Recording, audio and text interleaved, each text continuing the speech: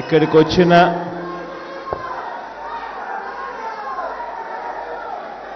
Party social media office బేరర్స్కు, party social media ఇన్ఫ్లుయెన్సర్స్కు, independent ఇన్ఫ్లుయెన్సర్స్కు, ఎన్ఆర్ఐ యాక్టివిటీలో అక్కడి నుంచి వర్చువల్గా అటెండ్ అవుతా ఉన్న సోషల్ మీడియా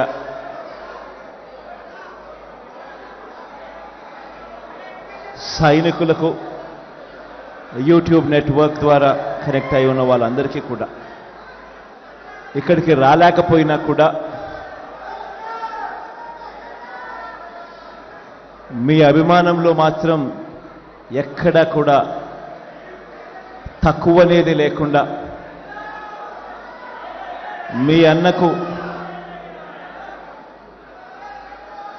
ఈ దాదాపుగా 5 సంవత్సరాల పాటు మనం అధికారంలోకి రాక మునుపుడు నుంచి ఇప్పటిదాకా ప్రతి సందర్భంలోనూ తోడుగా ఉంటూ వస్తా ఉన్న నా చెల్లెమ్మలకు, నా తమ్ముళ్లకు,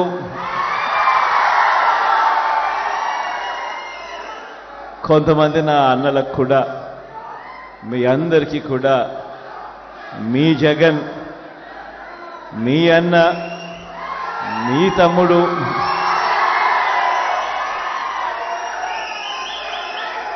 పేరు పేరున 2 చేతులు జోడించి శిరస్సు వంచి కృతజ్ఞతలు తెలుపుతా ఉన్నారు.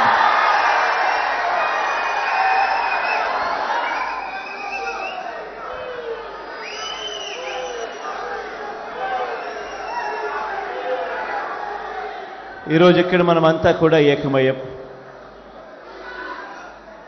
రాబోయే రోజుల్లో, మరో 18 రోజుల్లో జరగబోతా ఉన్న ఎన్నికల కురుక్షేత్రంలో ఈరోజు మనమంతా కూడా క్రియాశీలకంగా పార్టిసిపేట్ చేసే కార్యక్రమంలో ఈరోజు అందరం కూడా షేర్ చేసుకునే విషయంలో ఈరోజు అందరం ఏకమయ్యాం. ఈరోజు నేను మీ అందరితో కూడా ఒకటే చెప్తా ఉన్నా, మనకు ఒకవైపున చూస్తే మనకు అటువైపు ఉన్న బలాలు మన దగ్గర లేవు. అటువైపు మనం యుద్ధం చేస్తూ ఉన్నది ఎవరితో అని చెప్పి చూస్తే ఇటువైపున కేవలం మీ జగన్ ఒకే ఒక్కడు ఇటువైపున కనిపిస్తాడు.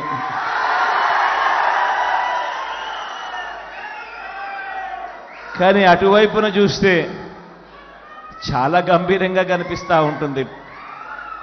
వాళ్ళ కూటమిలో వాళ్ళను చూస్తూ ఉన్నప్పుడు ఒక్క జగన్ మీద ఒక చంద్రబాబు, ఒక దత్తపుత్రుడు, ఒక ఈనాడు, ఒక ఆంధ్రజ్యోతి, ఒక టీవీ5 వీళ్ళందరూ సరిపోరన్నట్టుగా ఒక బీజేపీ, ఒక కాంగ్రెస్, వీళ్ళందరే కాకుండా మనం యుద్ధం చేస్తూ ఉన్నది ఎవరితో అనంటే వీళ్ళ కుట్రలతో చేస్తూ ఉన్నాం, వీళ్ళ కుతంత్రాలతో యుద్ధం చేస్తూ ఉన్నాం, వీళ్ళ అబద్ధాలతో యుద్ధం చేస్తూ ఉన్నాం, వీళ్ళ మోసాలతో యుద్ధం చేస్తూ ఉన్నాం. ఈ మధ్యకాలంలో అయితే వాళ్ళ ఉక్రోషం ఏ స్థాయిలోకి వెళ్ళిపోయింది అనంటే చివరికి సోషల్ మీడియాలో మీ జగన్కు అంటే వాళ్ళ అన్నకు తాను సపోర్ట్ చేసింది అని, ఆ సపోర్ట్ కూడా పాపం తాను ఎందుకు చేసింది అనంటే తాను జగనన్న చేసిన మంచితో తాను కూడా బాగుపడిందని, జగనన్న వల్ల తనకు ఇల్లు వచ్చిందని, ఇంటి స్థలం వచ్చిందని, మిగిలిన పథకాలు కూడా జగనన్న వల్ల వచ్చాయని తన సంతోషాన్ని తాను సోషల్ మీడియాలో పాలు పంచుకుంటే ఏకంగా ఆ గీతాంజలి అనే నా చెల్లెల్ని ఎంత దారుణంగా ట్రోల్ చేశారో అందరం కూడా చూసాం. ఎంత దారుణంగా హెరాస్ చేశారో మనమంతా కూడా చూసాం. చివరికి ఆ చెల్లి సూసైడ్ చేసుకునేంత దూరం కూడా పోయింది అని అంటే నిజంగా ఈ వ్యవస్థ అన్నది ఎంత దారుణంగా చెడిపోయింది అని చెప్పడానికి ఇదొక నిదర్శనం. ఇంతకుముందు నేను చెప్పా, జగన్ ఇటువైపున ఒకే ఒక్కడు, అటువైపున చూస్తే ఇంతమంది. ఈ ఇంతమందికి తోడు కుట్రలు, కుతంత్రాలు, అబద్ధాలు, మోసాలు, బెదిరింపులు, హెరాస్మెంటు అన్నీ కూడా జరుగుతూ ఉన్నాయి. మరి ఇంతమందితో, ఇన్ని కుట్రలతో, ఇన్నిన్ని ఇబ్బందుల మధ్య మీ జగన్, మీ అన్న, మీ తమ్ముడు తట్టుకొని నిలబడగలుగుతా ఉన్నాడు అనంటే కారణం వాళ్ళకు ఈనాడు ఉండొచ్చు, ఆంధ్రజ్యోతి ఉండొచ్చు, టీవీ5 ఉండొచ్చు, కానీ మనకు సోషల్ మీడియా ఉంది.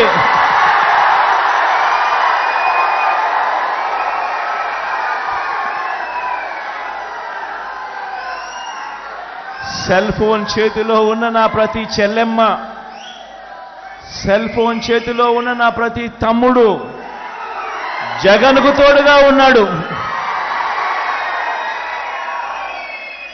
అందుకే జగన్ ఒంటరి కాదు.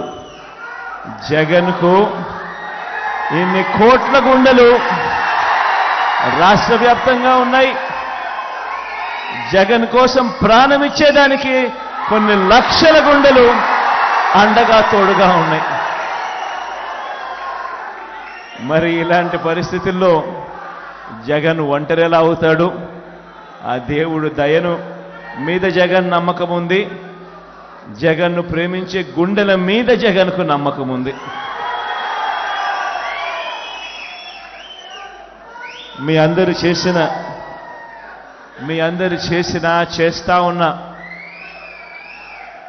మీ అందరి అభిమానానికి, ఆప్యాయతలకు, చూపిస్తా ఉన్న ఆప్యాయతలకు మీ జగన్ మాత్రం నిండు మనసుతో ఒకటే చెప్పగలుగుతాడు, మీకు ఎంత చేసినా ఏమి చేయగలిగినా కూడా అది తక్కువే అవుతుంది అని మాత్రం ఈ సందర్భంగా సగర్వంగా చెప్పగలుగుతాడు.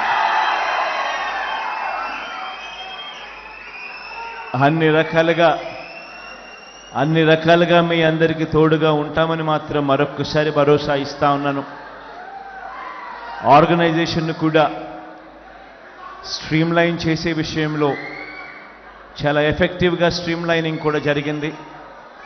భార్గవ్ కూడా చాలా క్రియాశీలకంగా స్ట్రీమ్లైనింగ్ చేసే కార్యక్రమంలో తాను కూడా ముందుండి అడుగులు వేస్తూ ఉన్నాడు.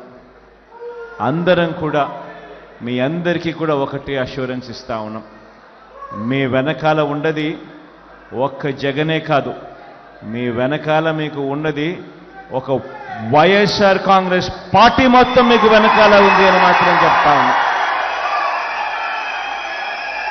ప్రతి నియోజకవర్గంలోనూ తోడుగా ఉంది, ప్రతి మండలంలోనూ తోడుగా ఉంది, ప్రతి గ్రామంలోనూ కూడా మీకు అండగా ఉంటుందని మాత్రం ఈ సందర్భంగా చెప్తా ఉన్నాం. ఈ విషయాలన్నీ కూడా మీ అందరికీ చెప్తూ సోషల్ మీడియా పరంగా మీరేదైనా అడగాలనుకుంటే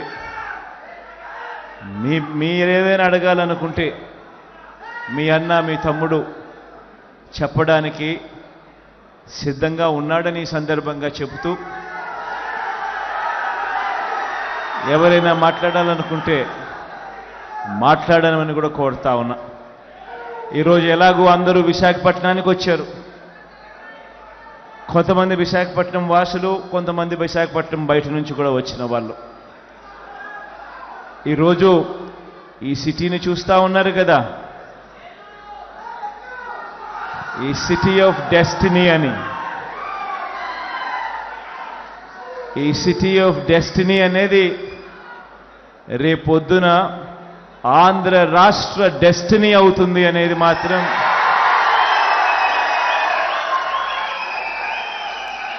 ఈ సందర్భంగా ఖచ్చితంగా తెలియజేస్తా ఉన్నా.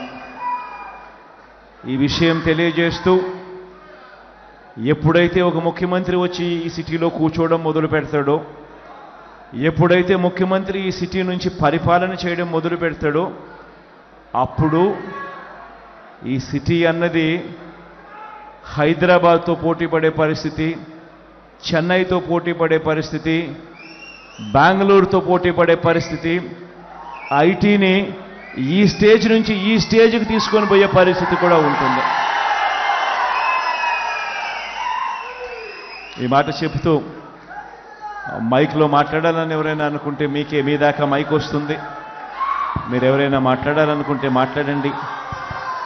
మీకు నేనేదైనా నోట్ చేసుకోవాల్సి ఉంటే నోట్ చేసుకుంటాను. మీకు ఏదైనా నేను సమాధానం చెప్పాల్సి వస్తే చెప్తాను. Thank you.